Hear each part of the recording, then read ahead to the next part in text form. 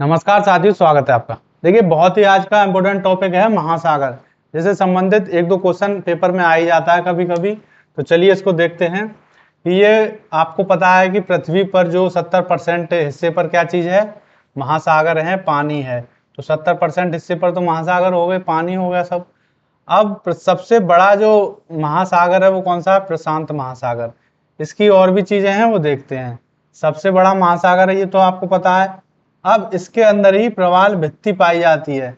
तो ये इसको पूछ लिया जाता है कि प्रवाल भित्ति किस महासागर में पाई जाती है, तो प्रशांत महासागर में पाई जाती है। इसको आप ऐसे याद रख सकते हैं कि प्रा से प्रशांत और प्रा से प्रवाल भित्ति। ठीक है, प्रशांत महासागर में प्रवाल भित्ति पाई जाती है, तो प्रवाल भित्ति वाला महासागर है ये। और इसमें एक मारियाना ट्रेंच भी है। मारियाना ट्रेंच किस महासागर में है? तो प्रशांत महासागर में।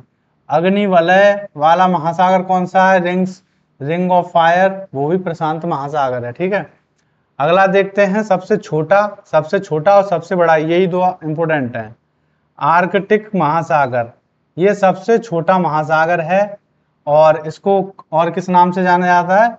छिपता हुआ महासागर। ठीक है, इसका ये अन्य नाम है। और एक शैली बीज सागर कहाँ है?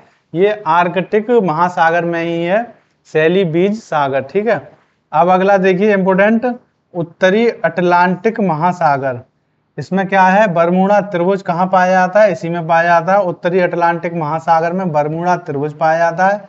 और इसमें द ग्रेट ओशन ट्रेड मार्ग इसी महासागर से निकल रहा है। ठीक है, अब इस महासागर में एक और महासागर है, कौन सा? सारगैसो महासागर। किसमें? उत्तरी अटलांटिक महासागर में ही है सारगैसो महासागर। अब सारगैसो महासागर की विशेषताएं क्या है कि एक तो ये बिना तट वाला महासागर है, इसका कोई तट नहीं है। क्यों? क्योंकि इसमें समुद्री शैवाल पाए जाते हैं, मतलब समुद्री वनस्पति पूरा उसी से भरा पड़ा है, ये समुद्री वनस्पति से। ठीक है, कौन सी वनस्पति है? सारगैसम वनस्पति पाई जाती है। इसी वनस्पति की वजह से इसका नाम सारगैसो महासागर पड़ गया, क्योंकि इसका कोई तट नहीं है। इसमें पूरे में वनस्पति शैवाल जो होते हैं हरे हरे, उसी से ये पूरा भर गया है, इसका कोई तट नहीं है। अब इसमें उत्तरी अटलांटिक महासागर में एक और है, इसको किस नाम से जाना जाता है? महासागरीय मरुभूमि। ये इसका एक और अन्य नाम है उत्तरी अटलांटिक महासागर का। तो ये सारे पॉइंट इसी के हैं, उत्तरी अटलांटिक महासागर के। ठीक है, अब देखिए विश्व की सबसे बड़ी खाड़ी कौन सी है? मैक्सिको की खाड़ी, ये आपको याद रखना है। अब दक्षिणी चीन सागर, ये क्या है? विश्व में सबसे बड़ा क्षेत्रफल वाला सागर है। तो विश्व में सबसे बड़ा क्षेत्रफल वाले सागर की अगर बात की जाए तो वो दक्षिणी चीन सागर है। ठीक है, अब देखते हैं आगे कि उत्तरी सागर और बाल्टिक सागर को जोड़ती है, कौन जोड़ती है? कौन सी नहर? कील नहर। ठीक है, अब 90 ईस्ट रोज किस महासागर में है? तो वो हिंद महासागर में है। सबसे लवणीय सागर है, कौन सा है? मृत सागर। अब इसमें मतलब नमक की मात्रा इतनी ज्यादा है कि इसमें कोई भी व्यक्ति डूब नहीं सकता।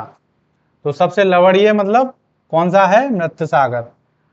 और ये जो है वो कहाँ पर है? जॉर्डन और इजराइल के मध्य में, बीच में है। ठीक है, अगला देखिए, तुर्की के उत्तर में क्या है? काला सागर। और दक्षिण में क्या है? ये भूमध्य सागर। ये इसमें देखिए, तुर्की किसके मध्य में है? काला सागर उत्तर में है और दक्षिण में है भूमध्य सागर, इसके बीच में तुर्की है। और ये भूमध्य सागर जो है वो टेथिस महासागर का अवशेष है। जो प्राचीन टेथिस महासागर था उसका अवशेष क्या है? भूमध्य सागर। ठीक है, अब देखिए, इटली, सिसिली, सर्डिनिया, कोर्सिका से घिरा हुआ सागर कौन सा है? टेरहेनियस सागर। ये इन चारों से घिरा हुआ एक सागर है, टेरहेनियस सागर। तो ये सागर मतलब सागर और महासागर से संबंधित जितने भी महत्वपूर्ण चीजें थी वो मैंने आपको बता दी। तो इसको आप हमेशा याद रखिए। मिलते हैं अगले किसी नए टॉपिक के साथ, तब तक के लिए थैंक यू।